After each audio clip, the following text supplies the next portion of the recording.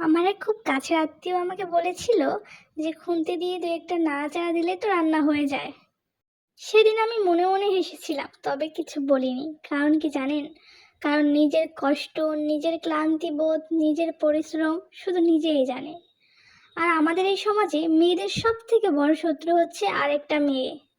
ঘরের কাজকে ছোট করে দেখা মানেই হচ্ছে নারীর পরিশ্রমকে অপমান করা। পুরুষ যেমন দিনভর বাহিরে পরিশ্রম করে, একজন নারীও দিনভর ভালোবাসা, যত্ন এবং তার কঠোর পরিশ্রম করে সংসারটাকে আগলে রাখে। তাই একটি সংসারে নারীর যেমন অধিকার আছে, ঠিক তেমনি পুরুষের অধিকার আছে।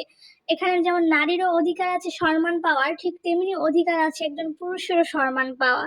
এখানে নারীর দিকটা একেবারে ছোট বা হেলা করে দেখার কোনো বিষয় নয়। কেবল এখানে নারী নয়, কিছু পুরুষও আছে যারা তোমাকে বলবে কি করো, কি বা করো, এরকম প্রশ্ন করবে। তারা বলবে যে এইটুকু সংসার সামলাতে পারছো না, ছোট কি হয়েছে, তোমার এই বয়সে তমুকে এটা করছে, তমুকে ওটা করছে। তাদের জন্য আমার একটা প্রশ্ন, ভাই, আপনার সেম বয়সী আরেকটা ছেলে কিন্তু মাসে আপনার থেকে প্রায় 5 গুণ বা 10 গুণ টাকা বেশি ইনকাম করছে, তাহলে সে কিভাবে ইনকাম করছে, আপনি কেন পারছেন না? তাই সবসময় মনে রাখবেন, অন্যকে ছোট করতে গিয়ে না নিজে ছোট হয়ে যান। অন্যর যোগ্যতা নিয়ে কখনো প্রশ্ন নয়, অন্যকে অবশ্যই সবসময় সম্মান এবং শ্রদ্ধা করুন, আপনিও সম্মান পাবেন।